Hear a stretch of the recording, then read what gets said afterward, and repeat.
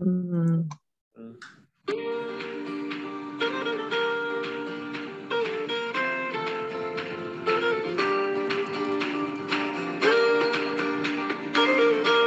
En direct sur l'île Mode. Bonsoir à toutes, à tous. On est content de se retrouver comme chaque semaine, lundi soir avec le Rav Menachem Ackerman. Et on continue toujours à développer le thème de la Shemitah, le thème du Yovel. Et ce soir, tu veux nous parler du Yovel et de la Shemitah étant le moteur du peuple d'Israël. L'histoire. De l'histoire, le moteur de l'histoire d'Israël. Bechavod. Exactement. Baruch Tieh. Et en effet, on commence un nouveau cycle. Donc, pour ceux qui nous suivent de semaine en semaine, c'est important que vous voyez où on se trouve. C'est-à-dire que je peux même faire un petit peu un résumé de ce qu'on a fait dans le dernier cycle. Pour ceux qui nous suivent de France, grâce à Manitou Lébreu et à Olivier Cohen, vous nous avez rejoints à ce moment-là. C'est-à-dire dans le thème qu'on a étudié jusqu'à maintenant, qui était celui d'une vision, on pourrait dire, de la Shemitah et du Yovel au niveau de la société hébraïque. Le projet de Shemitah et de Yovel au niveau de la société hébraïque vu essentiellement par le biais du texte du Rav Kook dont on parlait tout à l'heure, c'est-à-dire son introduction au Shabbat Haaretz, à son livre de Shemitah sur la Shemitah. Et en fait, on continue dans le texte du Rav Kook dans Shabbat Haaretz. Ce livre-là, Shabbat Haaretz, c'est dans cette introduction.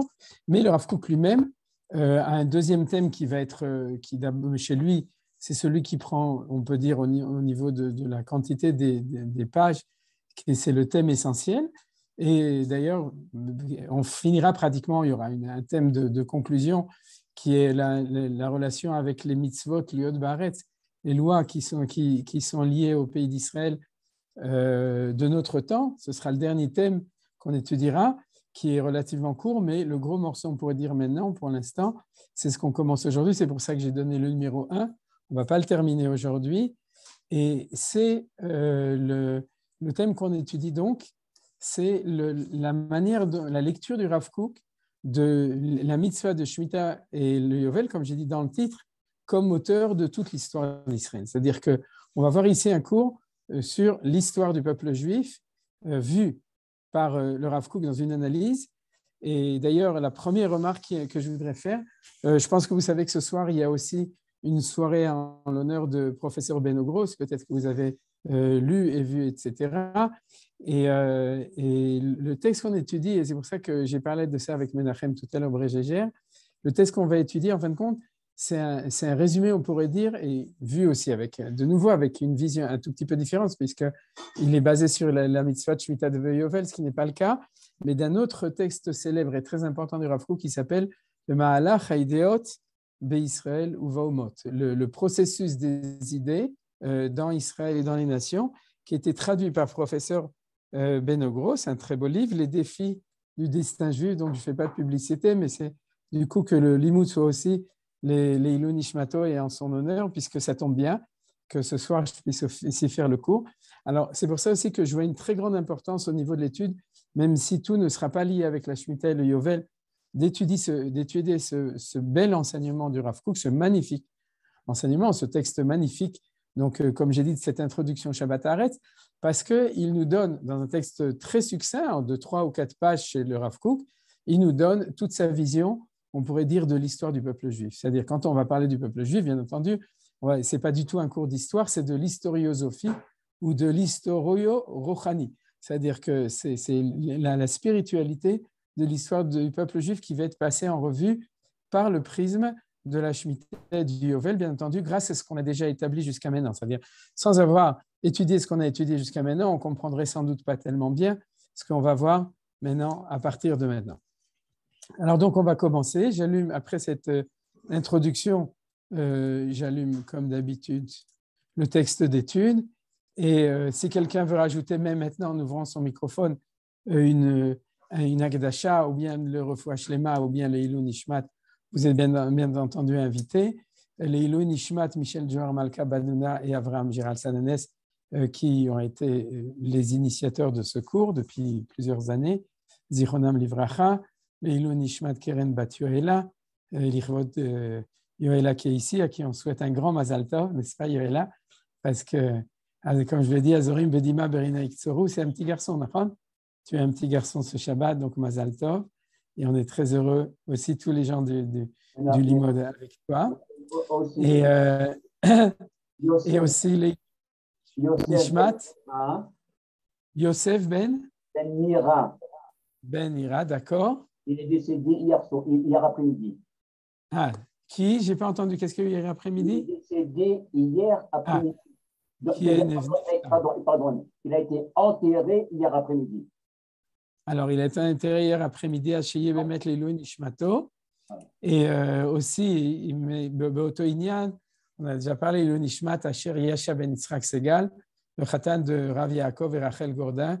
On est dans la Shiva, puisque l'enterrement était jeudi dernier, donc on est encore dans la Shiva. Malheureusement, je ne sais pas s'il y a beaucoup de gens qui font Shiva.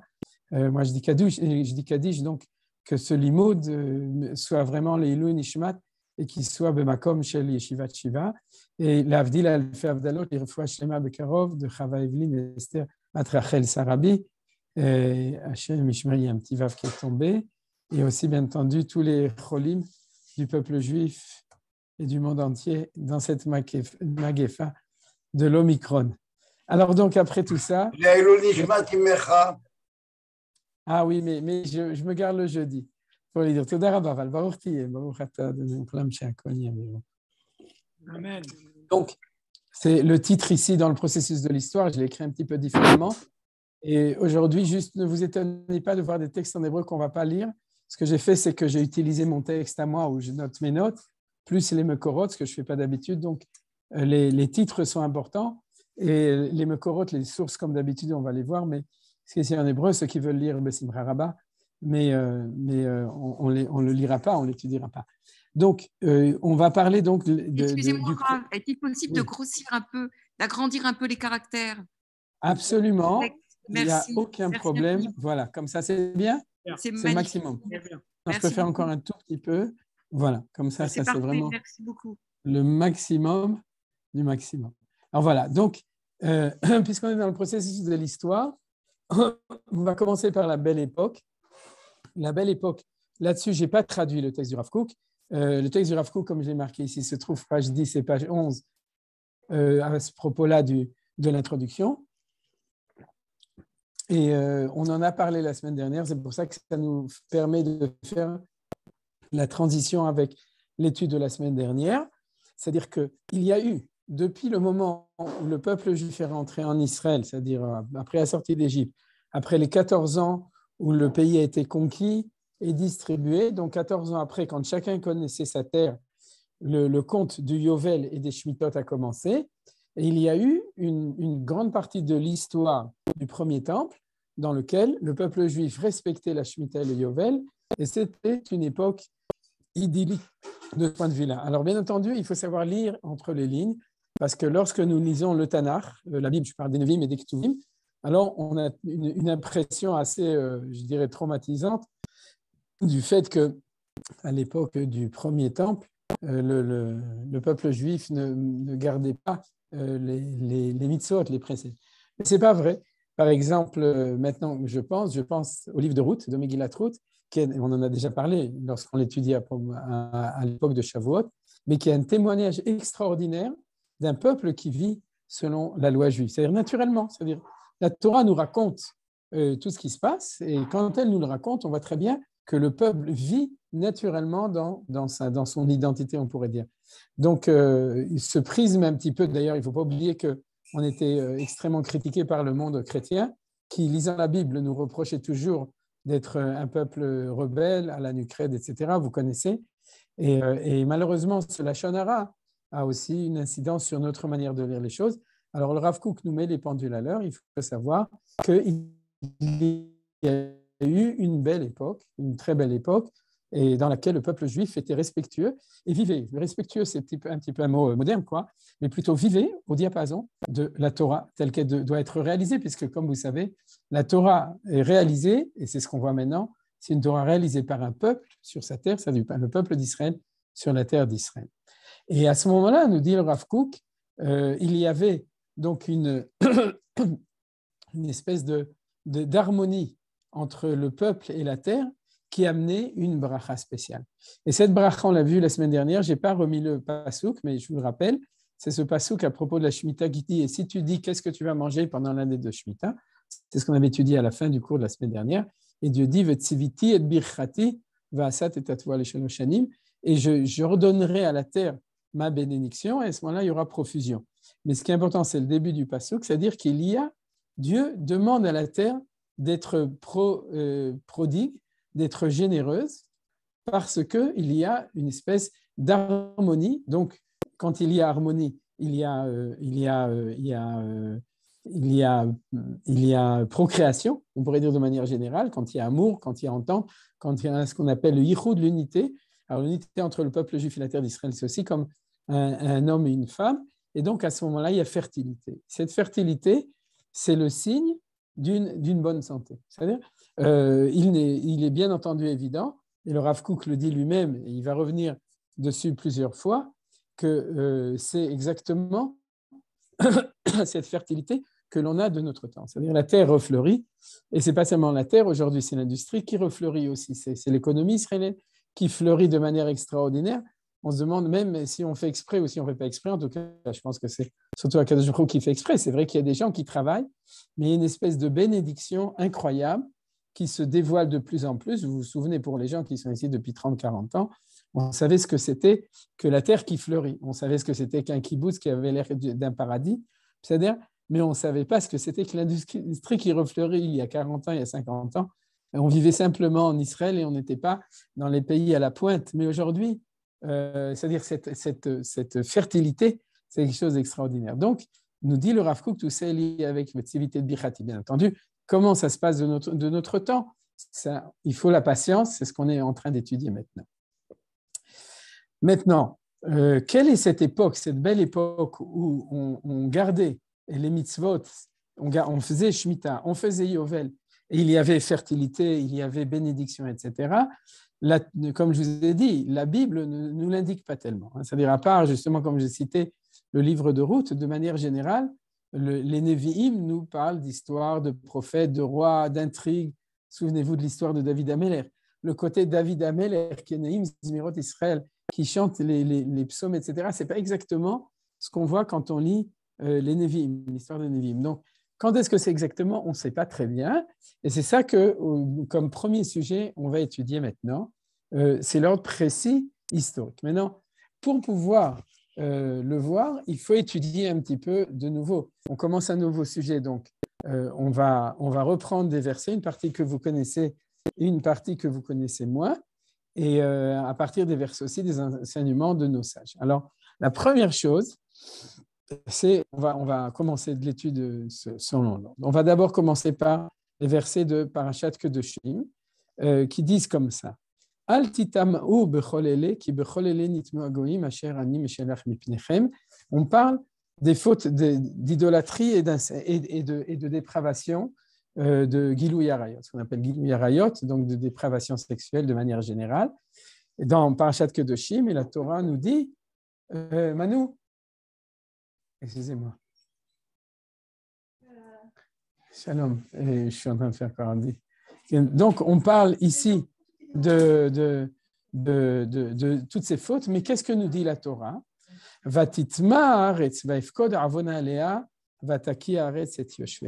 C'est-à-dire qu'on est en ce moment en train d'étudier la relation entre la terre et la nation. Vous vous souvenez, c'est exactement ce qu'on a vu à propos de la Shemitah et du Yovel, qu'on ne parle pas de la relation de l'agriculteur par rapport à ce lopin de terre qu'il est en train de labourer ou bien de semer, mais on parle d'un peuple sur son pays. C'était ça, c'est le thème d'avant qu'on a étudié à propos de la Shemitah et du Yovel.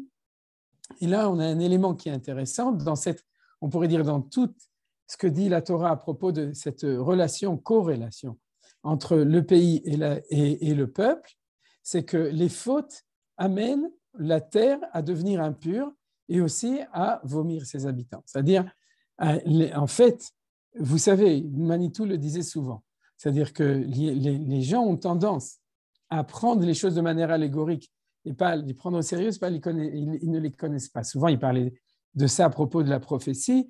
Les gens disent oui, la prophétie, c'est de l'imagination, c'est de l'inspiration, c'est de la littérature, etc.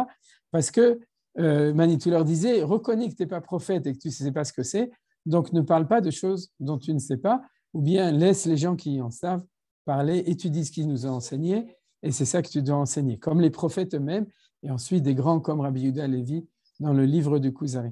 Eh bien, c'est exactement la même chose, c'est-à-dire que quand la Torah nous parle de ces choses-là, il faut les prendre au sérieux d'abord parce que l'histoire les a pris au sérieux. C'est-à-dire, ce n'est pas une espèce d'allégorie, la terre va vous vomir, c'est-à-dire vous n'allez pas être content, ou bien, je ne sais pas, il va trop pleuvoir, ou réchauffement global, etc. C'est qu'il y a en effet, c'est arrivé, que le peuple juif est sorti en exil, et ce n'est pas par hasard, c'est ce que la Torah nous enseigne. Et alors, comment est-ce qu'elle nous enseigne? Ce n'est pas Dieu qui est en colère contre le peuple juif, donc il nous envoie en exil, c'est que la terre d'Israël ne supporte pas les fautes qui sont faites dessus. Et cette chose-là prouve par la négative, de nouveau, c'est ce qu'on appelle la preuve per absurdum, par le côté négatif, qu'il y a, dans le cas du respect des mitzvot de la Torah, une symbiose entre le peuple juif et la terre d'Israël. Vous comprenez? Et donc, quand il y a faute du peuple, il y a réaction, et ça, c'est quelque chose qui est incompréhensible dans le rationnel d'une relation entre un peuple et une terre. Vous comprenez bien? Personne ne dira que parce que les Français ne se conduisent pas bien, la terre de France va les vomir. Ça n'existe pas et ça n'est jamais arrivé. C'est-à-dire qu'il y a ici une essence et une identité extraordinaire et tout à fait spécifique du peuple. Et le plus intéressant, parce qu'une identité d'une nation, ça les gens le reconnaissent, qu'il peut y avoir une identité globale d'une nation qui est au-delà des individus. Mais une identité d'une terre, que la terre soit sensible à la valeur morale des habitants qui habitent dessus, ça c'est quelque chose dont on n'en a jamais entendu, et la Torah ne fait pas de métaphore allégorique, elle parle sérieusement, elle nous dit la terre d'Israël est sensible au niveau moral du peuple qui habitait dessus. Et c'est ça ce qui est marqué ici. Alors bien entendu, tout ça va être inscrit dans notre étude sur la Shemitah et sur le Yovel. Donc, vous voyez, c'est-à-dire que quand on fait des fautes, on rend impure la terre, c'est-à-dire, et que quand Vaifkod Avona Alea, c'est-à-dire qu'à ce moment-là, Dieu demande le compte des iniquités, c'est bien traduit, de la terre. C'est-à-dire que la terre elle-même, elle doit donner compte de ce qui se passe, Vataki Eretz et Yoshvea, et donc elle vomit. Alors, ce qui est d'autant plus intéressant, c'est qu'on aurait pu imaginer que cette hypersensibilité de la terre n'est que par rapport au peuple juif. Vous savez bien, non? Il s'avère que le verset 24 nous dit que c'est pour ça que les nations qui nous ont précédés ont été vomies. On parle des 7 peuplades cananéennes à l'époque du premier temple. J'imagine qu'on parle des Samaritains à l'époque du deuxième temple et des autres nations qui habitaient là. Et de nos jours, on parle des Palestiniens. C'est-à-dire c'est des nations qui, si jamais, dans la mesure, on peut dire, de la prise de position du peuple juif, il y a aussi un pendant de l'autre côté, c'est la prise en compte du mérite ou du démérite des nations qui étaient là avant et que la terre vomit aussi. Ushmartem atem et trukotai vet mishpatai velo ta'asu mikol hatoevot haele ha'ezrach ve'hager agar betochechem. Donc vous voyez, c'est une injonction donc à garder les mitzvot. Qui est kol hatoevot haele asu anshe haaretz asher lifnechem vatitma haaretz. Donc de nouveau, on parle des nations qui étaient auparavant. Et après cela, velo taki haaretz etchem beta'amachem ota kasher c'est-à-dire que la Torah nous dit faites attention à ce que la terre ne vous vomisse pas comme elle a vomi ceux qui étaient auparavant. Alors ça, c'est le premier point qui est très important qu'on voit ici, que la plupart des gens connaissent. Non seulement ils le connaissent, mais en plus il est utilisé à mauvais escient de notre temps. C'est-à-dire parce que souvent les gens peuvent même, j'ai même entendu des orthodoxes qui étaient anti-Aliyah, et qui disait comment est-ce qu'on peut venir ici si on ne fait pas les lois de la Torah, alors la terre va vous vomir, etc. Alors bien entendu, le thème est important et il nous oblige aussi à l'expliquer comme il faut. Qu'est-ce qui se passe de notre temps? Est-ce que c'est un problème d'individu ou un problème de collectivité? D'ailleurs, on voit tout de suite que c'est de collectivité parce que dans le verset 29 et 30, on parle du problème d'un individu. Qui colle à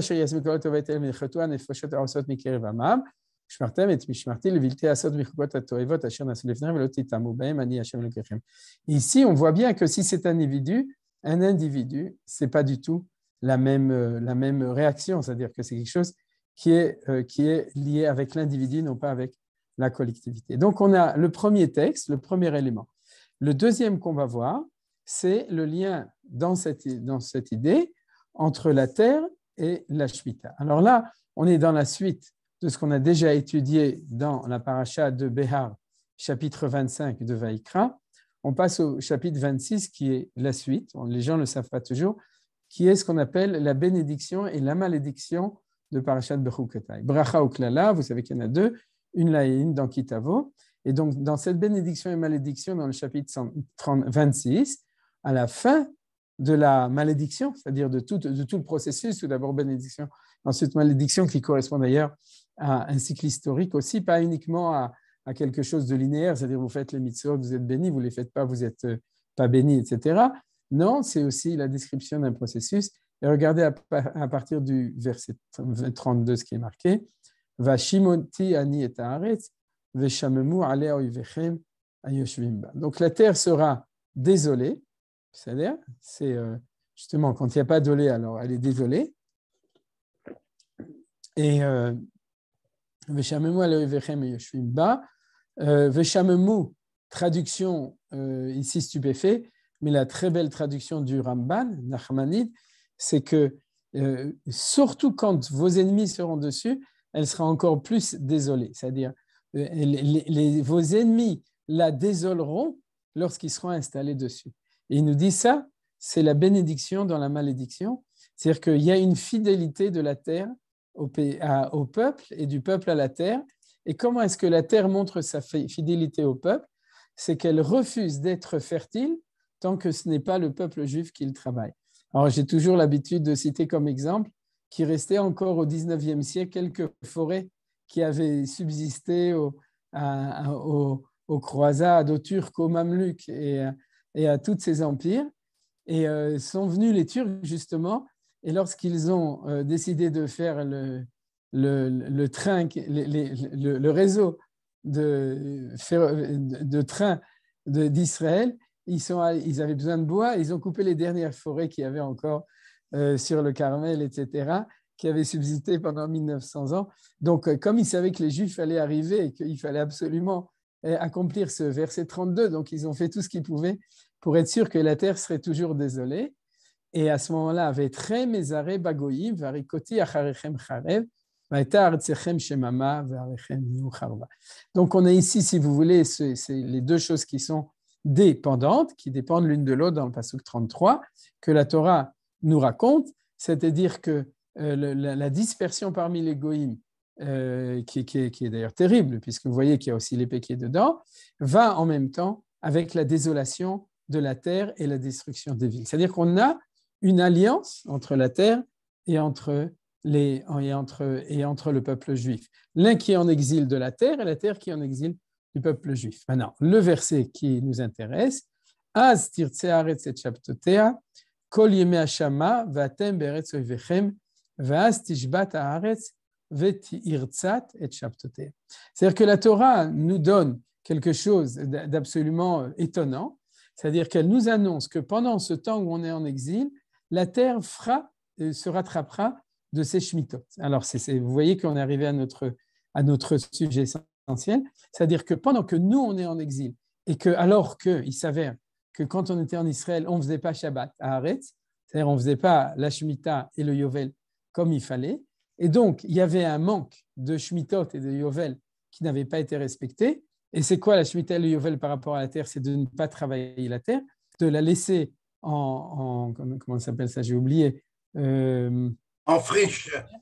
En friche, voilà, en friche, c'est-à-dire en friche ou en jachère, eh bien, la terre se frichera toute seule, c'est-à-dire, et puisque, en fin de compte, elle se reposera lorsqu'on n'est pas là, c'est ça qui sera considéré comme ce repos. Vous voyez que cette idée, le Rav Kook va l'expliquer, on va l'étudier dans le Rav Kook, cette idée demande explication. C'est-à-dire que, bien entendu, qu'on ne travaille pas la terre, mais il y a des ennemis qui sont ici et qui vont travailler la terre. C'est-à-dire, c'est quoi cette idée qui est fondamentalement liée à la Shemitah de l'exil? C'est-à-dire notre exil de notre part en étant en dehors du pays et devient une forme de Shemitah et de Yovel de la terre d'Israël. Vous voyez, Akitera, Astirtse, elle voudra ses Shabbatot, Kol Yemei Hashama, c'est-à-dire c'est tout ce temps où elle est désolée, et vous êtes dans le pays de vos ennemis en exil, Az, et alors, Tishbat Haaretz. Tishbat Haaretz, c'est-à-dire elle fait Shabbat Haaretz, c'est-à-dire elle fait la Shemitah, Virtzat et Shabtotea, et bon, pas du tout la traduction, Virtzat, c'est comme Venirtza, il y aura apaisement, il y aura volonté de ces Shabtot. Virtzat, ce n'est pas du tout fera payer, sûrement pas, c'est-à-dire c'est Tirtse, c'est Vieux les Ratson, c'est-à-dire qu'il y aura cette espèce comment on appelle ça, le manque de Shemitah sera acquis, sera arrangé, il y aura un tikkun, une réparation. Voilà, ce sera une réparation, une volonté de réparer cette idée de la Shemitah. Kol Yemei Hashama, on continue le verset d'après, tous les jours de Hashama, Hashama, vous avez compris, c'est où elle est dans cette période de désolation. Tishbot, elle sera donc en Shabbat. Et Asher lo shavta beshavtotechem, ce qu'elle n'avait pas fait comme Shabbat, beshavtotechem, lorsque vous auriez dû faire leur Shabbat, beshiftechem aleh. Alors regardez ce qui est intéressant, c'est que shavta beshavtotechem beshiftechem, c'est les chiffres de la Shevet, c'est être installé. Et le Shabbat, c'est aussi être installé. C'est-à-dire que lorsque vous étiez installé dessus, vous auriez dû avoir cette yeshiva de Gdusha. Et comme la yeshiva n'était pas de Gdusha, donc alors maintenant, elle le fait. V'idvadu et avonam, et avotam, etc. V'ma'alav, asher ma'alubi, asher alchoi mi bekeri, v'zacharti et beriti Yaakov, v'avet beriti Tzran, v'afet beriti Avram eskor ve'aretz eskor. C'est-à-dire que le souvenir des patriarches et le souvenir de la terre, vous le savez que la terre, c'est la terre des patriarches, troisième fois, donc on voit combien ce thème est essentiel, puisque vous avez vu le nombre de fois dans cette paracha de Berukota, il est repris, de nouveau lorsqu'elle est en désolation d'eux, de nouveau la même chose. Irtsu, c'est comme Mishemeratse et Oneshelo, c'est celui qui paye sa peine et qui répare. Là, c'est exact. C'est-à-dire la notion de Irtsu, c'est ils vont réparer. Mais la terre aussi répare. Pas du tout comme dans la traduction. La terre qui sera abandonnée réparera ses Shabbatot lorsqu'elle sera dans cette désolation et eux répareront leurs fautes. Ya'an ou beya'an de mishpatai ma'asu vetrugotai ga'alan nafsham. D'ailleurs, je dirais Ya'an ou beya'an parce que. Il y a le parce que pour la terre et le parce que pour le peuple. Alors, on a vu, mais en fait, ça soulève plus de questions que de réponses, bien entendu. C'est-à-dire, comment est-ce que cette chose marche? C'est-à-dire que la terre nous vomit. Et quand elle nous vomit, elle fait les Shmitot et les Yovlim. Qu'est-ce qui se passe exactement? Comment ça? Maintenant, vous comprenez comment le processus de l'histoire du peuple d'Israël est intimement relié avec la mitzvah du Shemitah et du Yovel. Même plus que le fait de ce que dit la Gemara dans Perek Bameh Madekim, que Be'avon Shmitin Golim. C'est-à-dire, c'est pas ce qu'on ne fait pas la Shemitah qu'on va en galoute. C'est bien plus que ça. Parce que peut-être qu'on est parti en galoute pour autre chose, c'est ce que dit le Rav Kook. Peut-être qu'on est parti en galoute pour d'autres problèmes, comme l'explique la Gemara, premier temple, deuxième temple, quels étaient les problèmes. Mais quoi qu'il en soit, il y a dans le processus de galoute un processus qui est intimement lié avec la notion de Shemitah et de Yovel, comme on vient de le voir ici dans ces psukim. Alors, comment ça marche? Alors, pour continuer, on va directement passer à la fin du Tanakh, la fin des chroniques. Chroniques, c'est pour les hébraïsants, c'est d'Ivrei Yamim. Chapitre 36, c'est le dernier chapitre. Celui des 36 justes, c'est le dernier chapitre des chroniques. Dans certaines Bibles, c'est le dernier chapitre de la Bible. Ça dépend où est-ce qu'on met les chroniques. Mais donc, en gros, on peut dire, c'est pas vrai, c'est pas les derniers psukim de la Bible, parce que tous les livres de Ezra, Nehemia, de Shivat Zion sont postérieurs. Les chroniques se terminent avec, en fait, c'est le livre charnière qui continue avec le livre d'Ezra et Nehemia, comme on va le voir tout de suite, si je l'ai imprimé, mais sinon je vous le dirai. Et on va lire les psukim donc des chroniques. Va yegel asherit min acherev el Babel C'est-à-dire qu'on nous raconte la destruction par Nabuchodonosor, le roi de Babylone, du royaume de Judée, et l'exil du peuple de Judée, donc la nation de Judée en Babylone. Et cet exil a duré jusqu'au royaume de Perse. Donc, c'est la période de Koresh, de Cyrus, qui, lui, va commencer le processus du retour en Israël. Et il continue le livre des Chroniques, le malot devar Adonai befi Yirmiyahu, ad ratzta aretz et shabtotea, kol yemei Hashem hashavata, le malot shivim shana. C'est-à-dire, si vous enlevez les trois derniers mots, vous remarquez que ad ratzta aretz et shabtotea, kol yemei Hashem hashavata, c'est un copy-paste de ce qu'on vient de voir dans Parashat Bechukotei. C'est-à-dire, on a exactement la même expression, le ratzta aretz, shabtotea, hashama, tous les trois mots centraux qui se retrouvent ici. Donc, qu'est-ce que ça veut dire? Ça veut dire que ce qui est écrit comme prophétie dans Parashat Bechukotei au moment de la sortie d'Égypte est interprété comme réalisation de la prophétie par Ezra, si mes souvenirs sont bons, qui a écrit le livre des Chroniques. Si mes souvenirs sont bons, j'espère que je ne me trompe pas, que c'est Ezra qui a écrit le livre de Divrei Yamim. Et donc, en tout cas, par celui qui l'a écrit, qui nous dit, tu vois, ce qui avait marqué dans Bechukotei, ça s'est réalisé maintenant. Alors ça, c'est quelque chose qui est très important, parce qu'on a le commentaire de Rashi du Chumash, et le commentaire, c'est le Tanakh lui-même, qui nous dit, regardez, ça s'est réalisé, on a de la chance. Parce qu'en général, les prophéties se réalisent après la fin de la prophétie, c'est-à-dire après la clôture du Tanakh, donc on a besoin des Chachamim pour nous le dire. Mais là, dans ce cas-là, on a un événement qui s'est passé historiquement, alors que le Tanakh était encore en train d'être rédigé, et donc on reçoit une interprétation par le Tanakh, par l'histoire de ce qui s'est passé. Alors donc, on nous dit que c'est ce qu'a dit Jérémie. Qu'est-ce qu'a dit Jérémie? Jérémie avait dit, sachez que l'exil va durer 70 ans. Et il n'a pas dit pourquoi, comment, etc.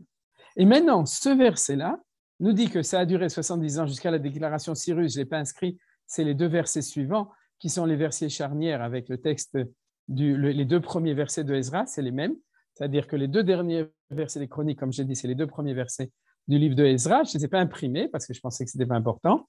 Mais donc, parce que le verset important, c'est celui-là. Et qu'est-ce qu'il nous dit? Le malot shivim shana. C'est-à-dire, ce que nous avait dit Jérémie, sache que l'exil va durer 70 ans. Alors, on nous dit que ces 70 ans, c'est le décompte des Shmitot et des Yovlim qui n'ont pas été faits pendant la période du premier temple et que c'est comme ça que c'est réalisé le repos du guerrier, le repos de la terre, et le compte est bon, doit être, en tout cas, le compte doit être bon de cette manière. Donc, vous voyez très bien que ça ouvre devant nous une perspective très intéressante. Premièrement, quelle est l'époque, la belle époque, et quelle est la mauvaise époque? C'est-à-dire que c'est un peu ce qu'on a vu. Le Rav Kook nous dit qu'il y avait cette belle époque. Quand est-ce que de manière précise elle a été? Et c'est ce qu'on va tout de suite voir dans le commentaire des Chachamim, sur ce verset et sur le verset de Bechukotei, c'est marqué dans Rashi dans les deux endroits. Il y a marqué que ça vient du Seder Olam. J'ai cherché dans le Seder Olam, je ne l'ai pas trouvé. C'est-à-dire, je n'ai pas trouvé le Seder Olam. Je n'ai pas trouvé dans le Seder Olam la référence de Rashi. Je n'ai pas trouvé les références de Rashi, ni dans d'autres livres. Mais en tout cas, Rashi avait ses références et on voit aussi que lui-même a cherché à les expliquer et, aux deux endroits. Et ce qu'il fait donc, c'est qu'il va nous expliquer comment est-ce que le compte de ces 70 ans sont le compte des Shmitot et des Yovlim manquants du premier temple. Une fois qu'on aura étudié ça, on va pouvoir poser ces questions. Et le deuxième temple, d'accord? Et le premier temple, et quelle est la différence entre les deux, etc., etc. Et aussi, quelle était cette belle époque et cette mauvaise époque? Vous voyez que c'est des questions qu'on peut poser. Et souvent, on ne sait pas toujours si on aura des références.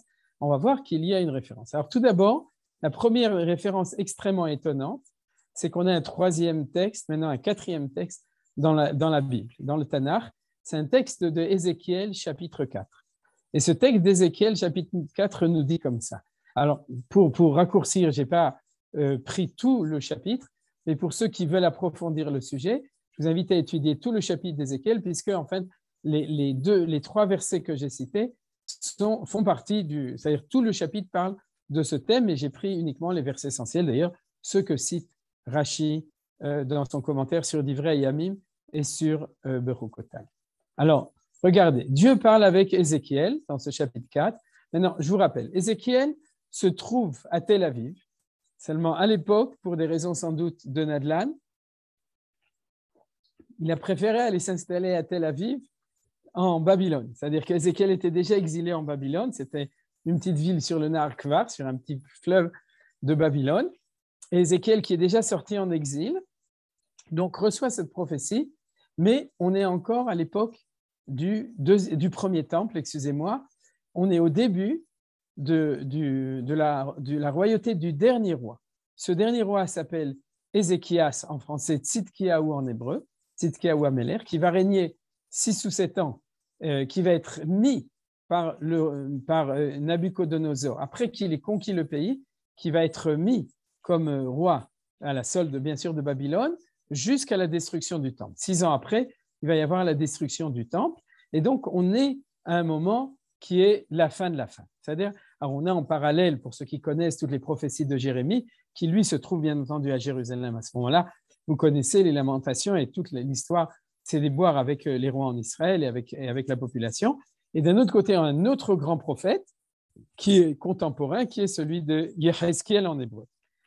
Et Dieu lui dit comme ça, Ve'ata shrav al sitra smali. Donc, couche-toi sur le côté gauche, Ve'samta et avon bet Israël alav. Et donc, tu mettras la faute du peuple de la maison d'Israël dessus. Alors, est-ce que tu la mettras sur le peuple d'Israël ou sur ton côté gauche? Les deux. C'est-à-dire qu'en fait, il fait kaparat avon. C'est-à-dire que Dieu lui demande de faire quelque chose d'extrêmement difficile, c'est de se coucher, de ne pas bouger, de rester sur le côté gauche. Mispar ayamim asher tishkav alav tisaet avonam. C'est-à-dire le nombre de jours que tu seras couché comme ça, tu vas porter leur faute. Bon, regardez dans la traduction. C'est-à-dire tu vas faire kaparat avonam, c'est-à-dire tu vas porter les fautes du peuple juif. Combien de temps? C'est-à-dire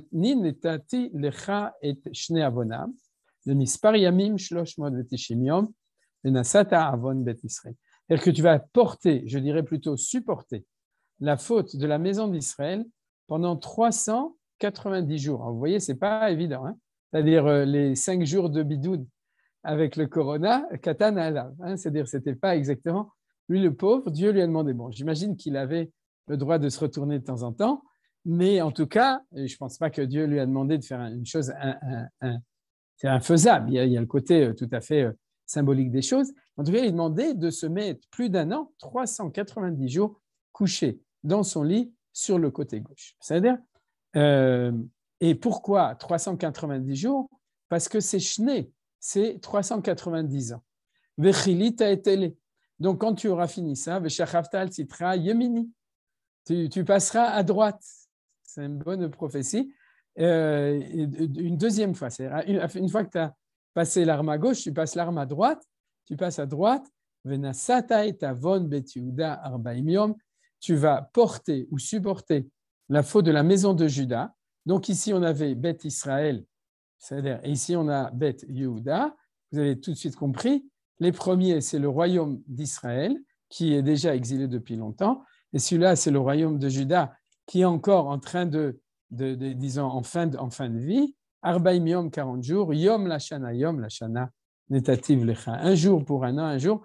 Et regarde, je n'ai pas d'explication, mais c'est intéressant, puisque c'est la même expression et le même temps que pour la faute des explorateurs. Si vous vous souvenez bien, dans Parashat Shlach, Dieu dit Yom lashana.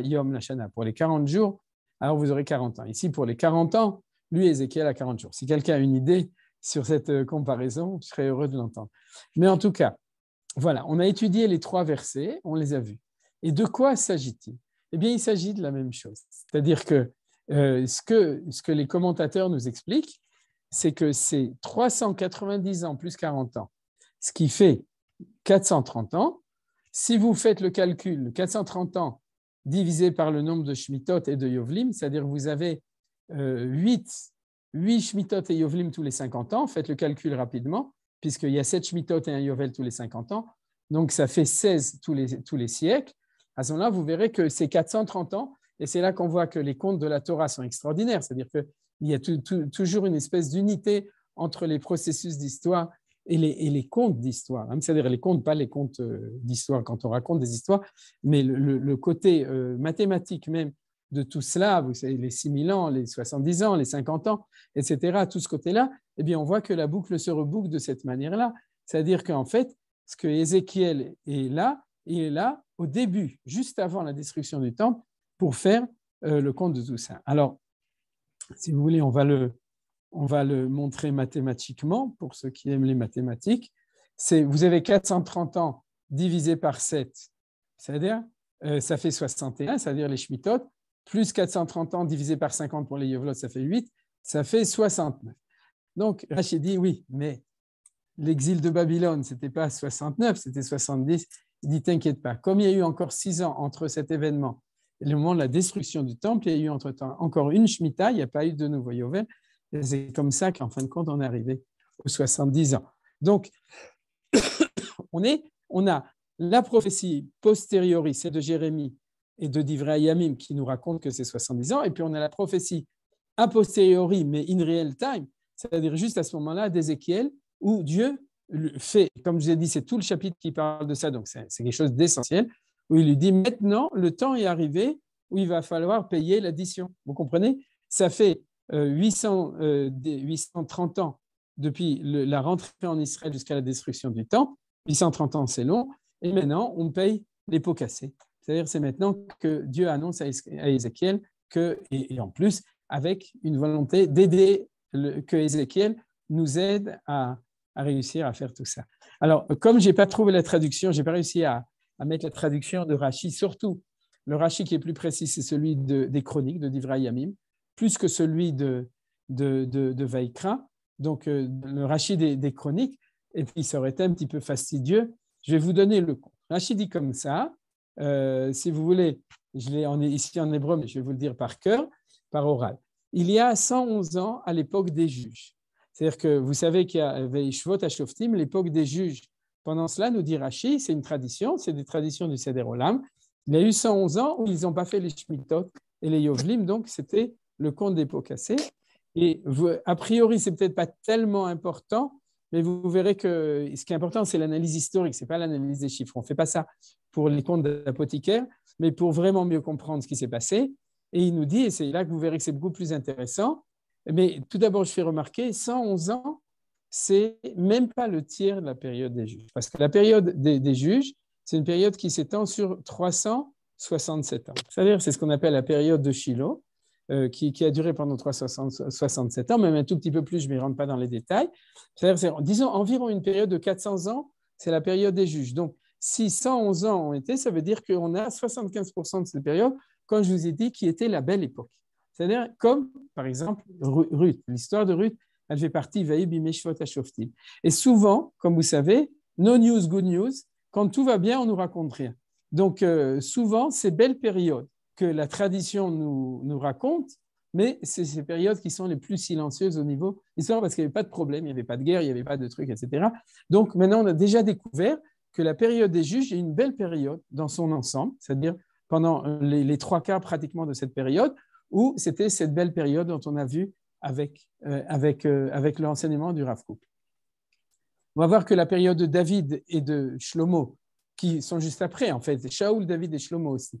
C'est en gros, depuis le moment où on rentre en Israël jusqu'à la fin de la période de Shlomo, en gros, on a une période très longue, relativement longue, c'est-à-dire qu'il y a une période, ce qu'on a appelé la belle période. Rav Kook amène un Zohar qui dit que le temps dans Malach HaEdeot, pas ici, dans ce livre-là, c'est-à-dire qu'il dit que le roi et la royauté de Salomon, ça s'appelle la pleine lune, Siara Bashlemuta, c'est-à-dire c'est vraiment, il y avait la lune qui montait, et puis après, vous savez, après la pleine lune, c'est-à-dire après l'apogée, comme disait, c'était qui? Guy, c'est Guy déclin, c'est-à-dire qu'après l'apogée vient le déclin, et on va tout de suite le voir, mais c'est-à-dire qu'on a vraiment une belle période qu'il faut de nouveau, comme je dis, réinventer, parce qu'on ne la connaît pas précisément.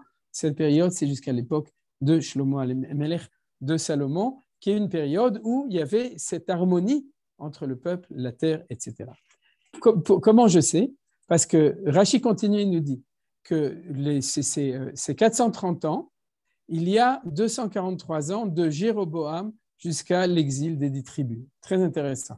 Ça veut dire que la mauvaise période, parce qu'on a dit la belle époque, la mauvaise époque, c'est depuis le schisme jusqu'à l'exil des 10 tribus.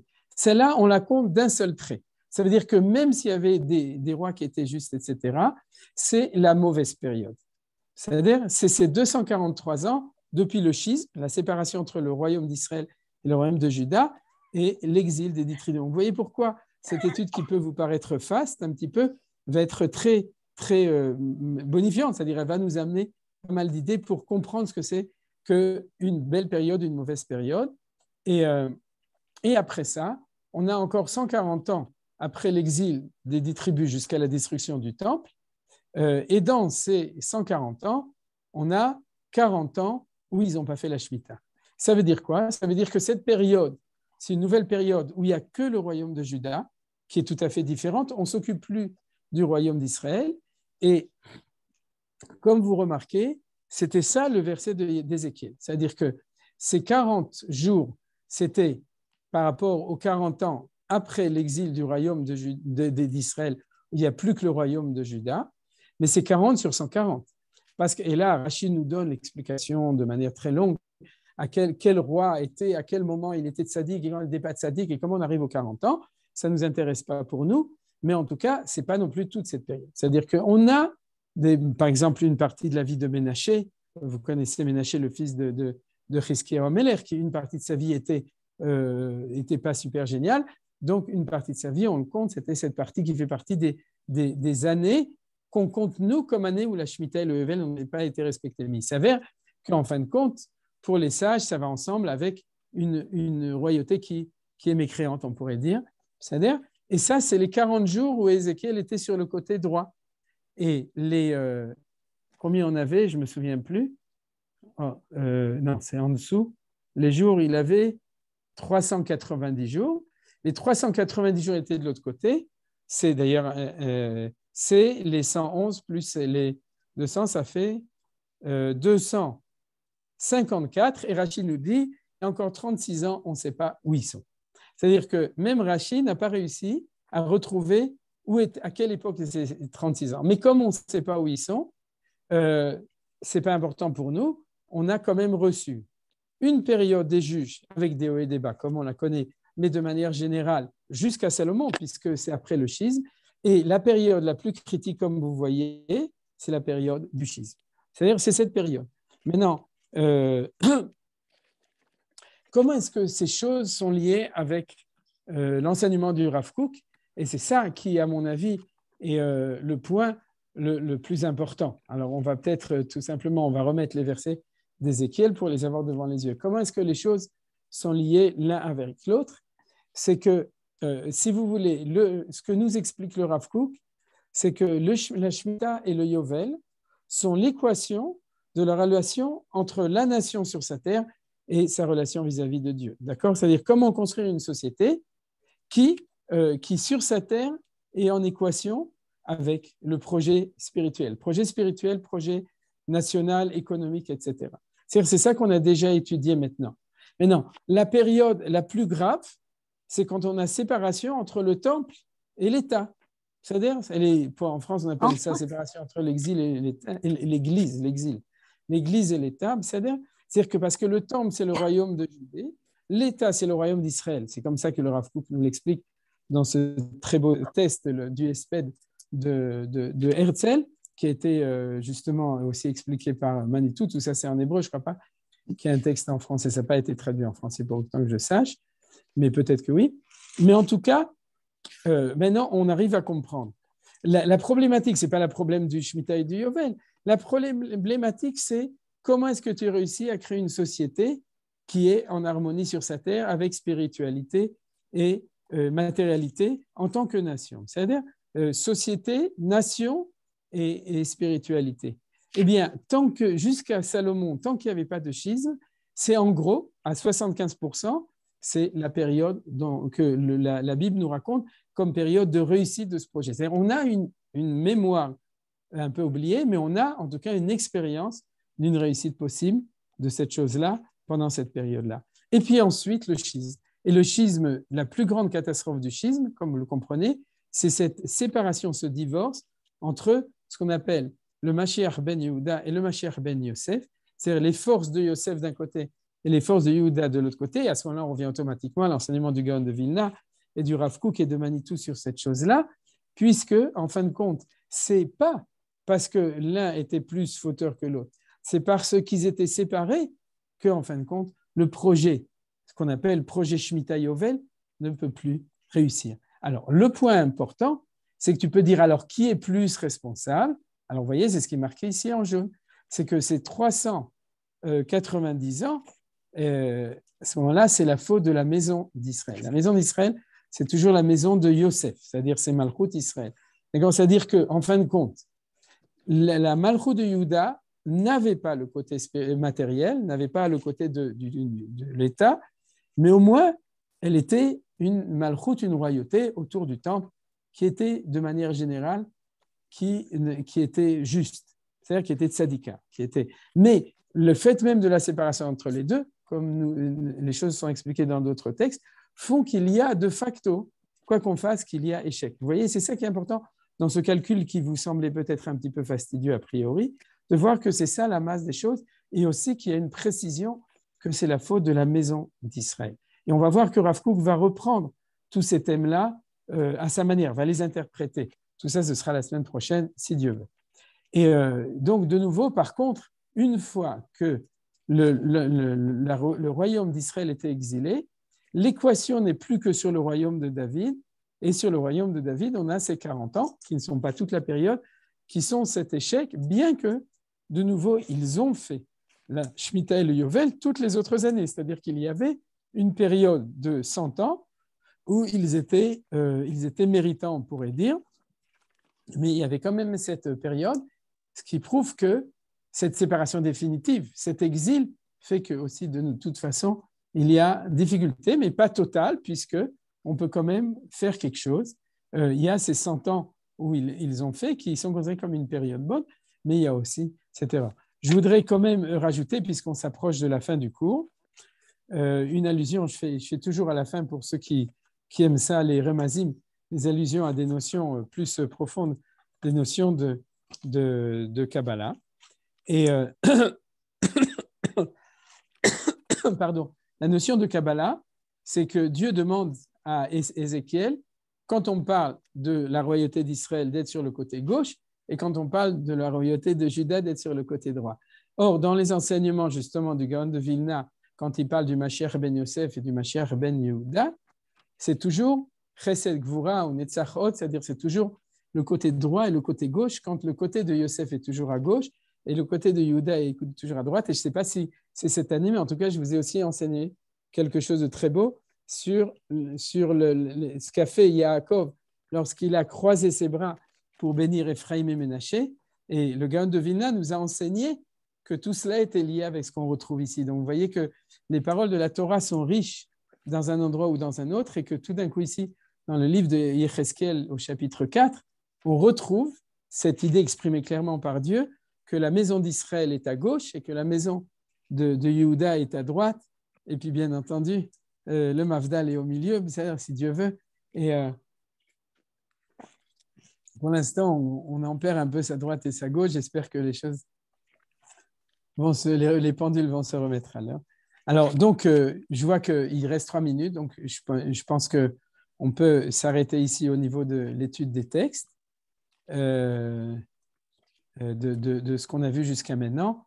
Je vais terminer un petit peu en résumant ce qu'on a vu aujourd'hui. Si vous voulez, aujourd'hui, on a posé surtout beaucoup de questions, donc l'olitiesh, ne pas se désespérer, si Dieu veut.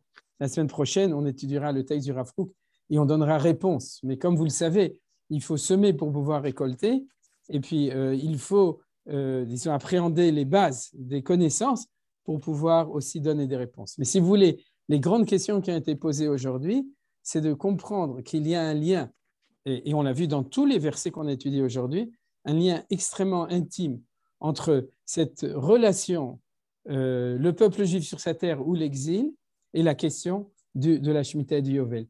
C'est vrai au niveau de ce qui est marqué dans Parashat Bechukotai, c'est-à-dire où il y a récupération, et ça a été même vrai de manière extrêmement précise, puisqu'on l'a vu aujourd'hui, au niveau de l'exil de Babylone de ces 70 ans, et on est dans le point d'interrogation sur lequel le Rav Kook va nous donner une très belle réponse sur deuxième temple et exil du deuxième temple. Parce que là, on n'a plus la prophétie, on n'a plus le Tanakh, donc on a besoin du Rav Kook pour qu'il nous cuisine quelque chose d'intéressant. Et donc, le Rav Kook, hein, pour ceux qui n'ont pas compris. Et donc,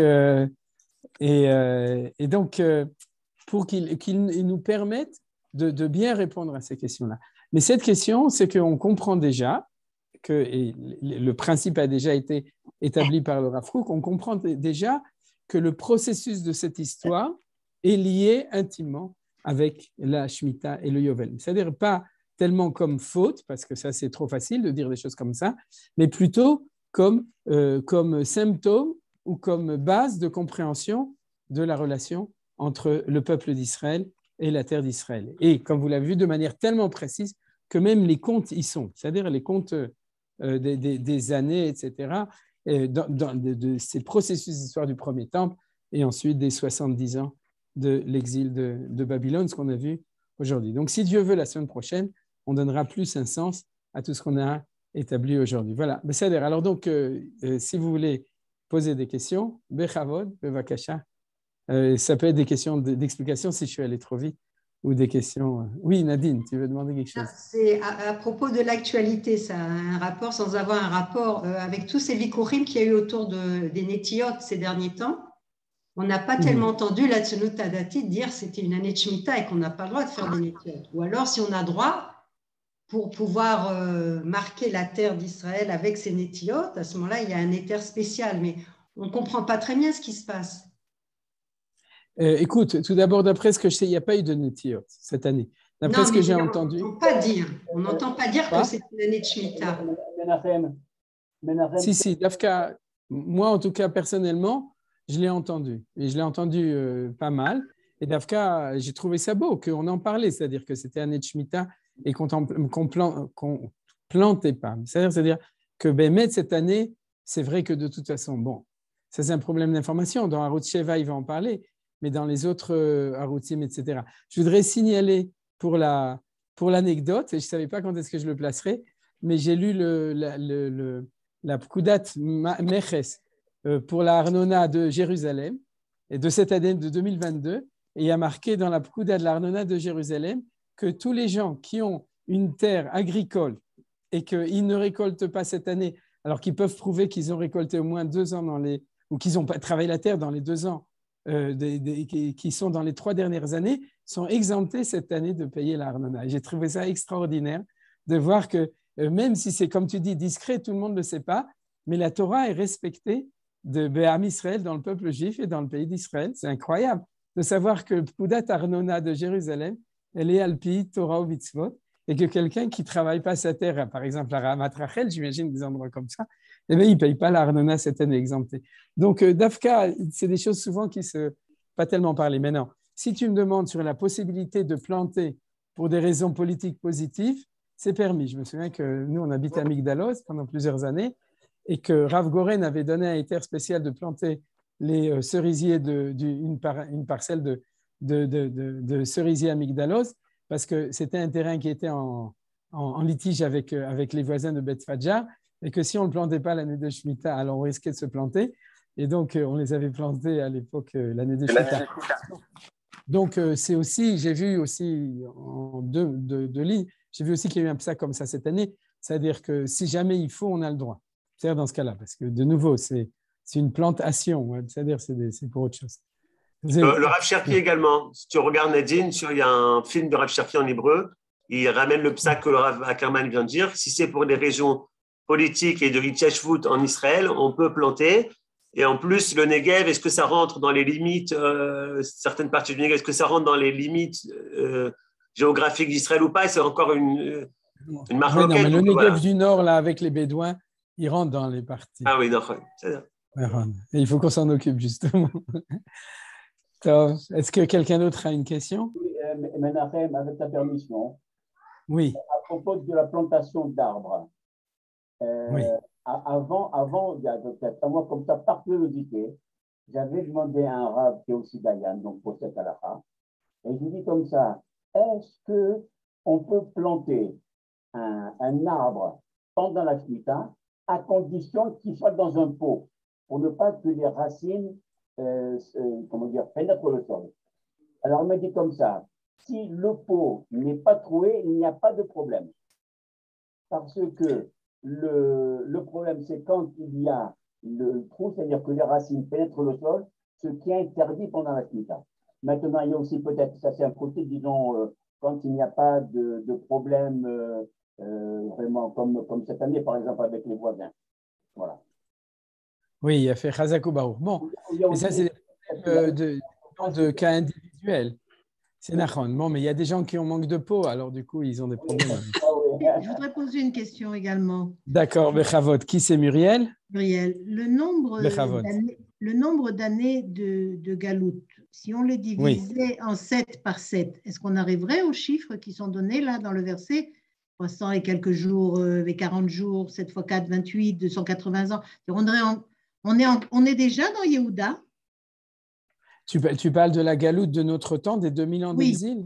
Oui. Non, c'est-à-dire là, il y a un arrêt du compte. Il n'y a pas de compte du tout parce que la galoute du deuxième temple, non, le deuxième temple, c'était 420 ans.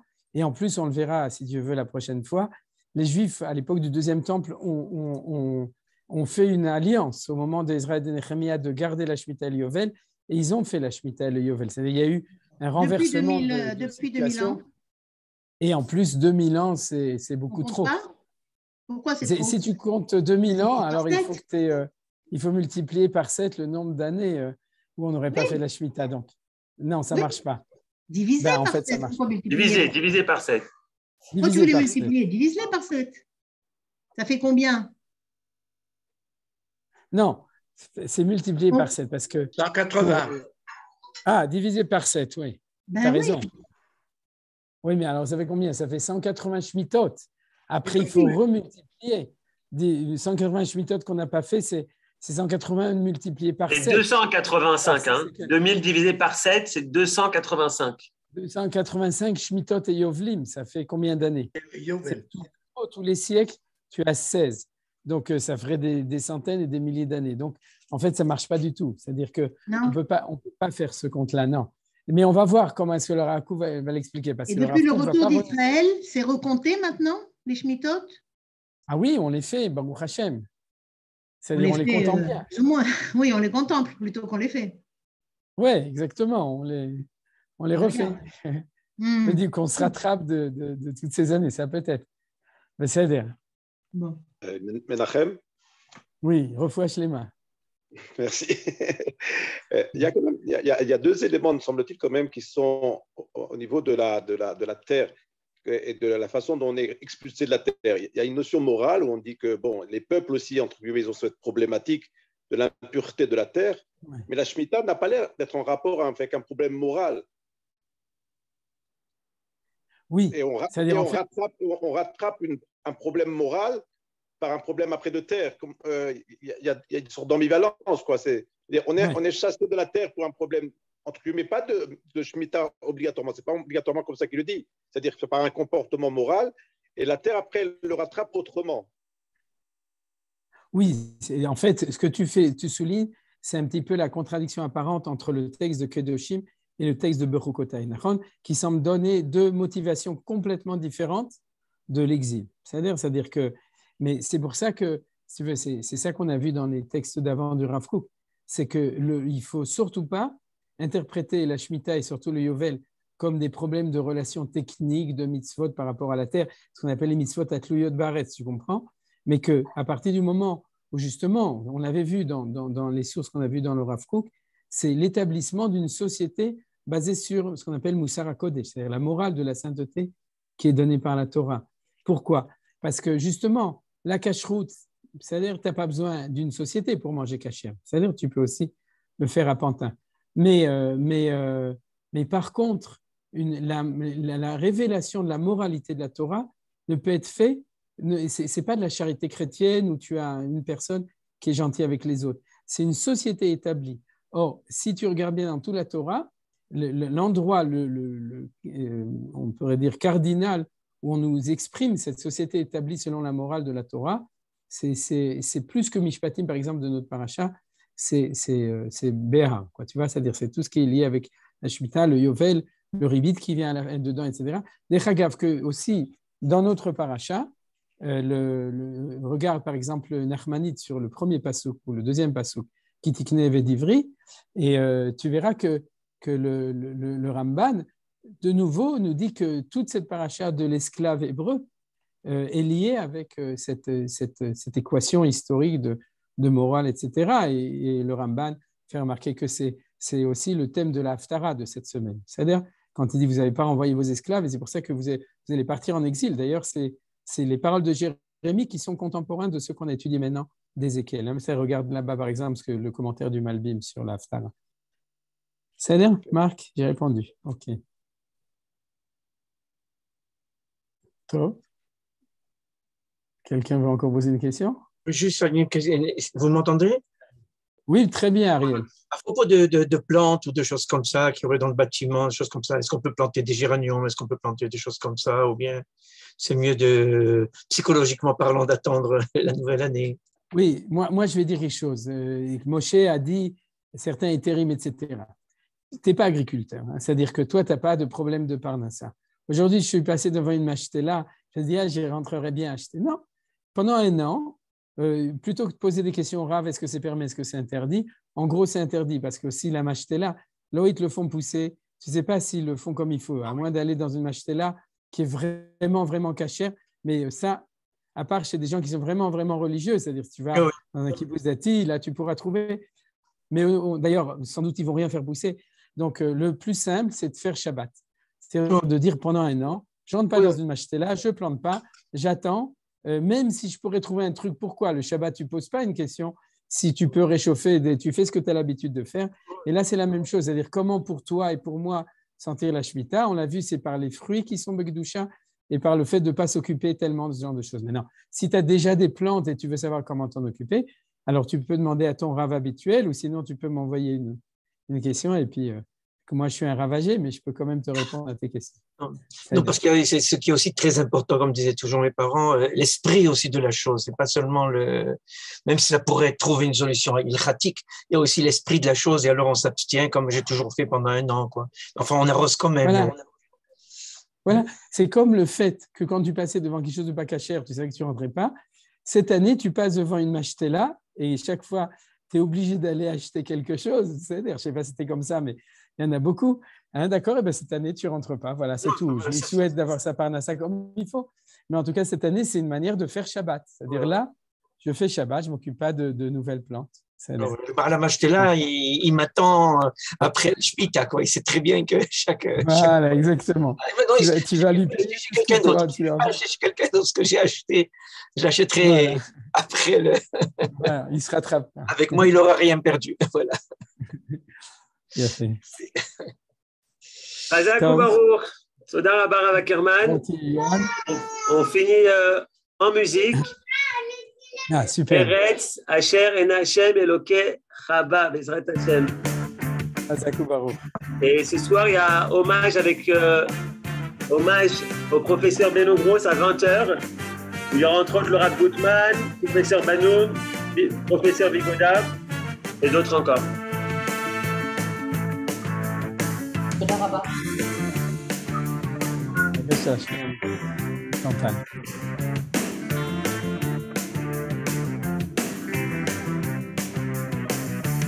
Eretz asher tov mideinei Hashem Elokecho bo bo bo bo Eretz asher tov mideinei Hashem Elokecho bo bo bo bo Eretz asher tov mideinei Hashem Elokecho bo bo bo bo Eretz asher tov mideinei Hashem Elokecho bo bo bo bo Reishi sashono Adach nishono Domidene Hashem, Domidene Hashem, Elokecho, Elokecho, I Domidene Hashem, Domidene Hashem, Elokecho, Elokecho, Oy Eretz asher tomid, Einei Hashem, Elokecho, Leidei Shisashono, Adach Nisono, Oy Eretz asher tomid, Einei Hashem, Elokecho, Leidei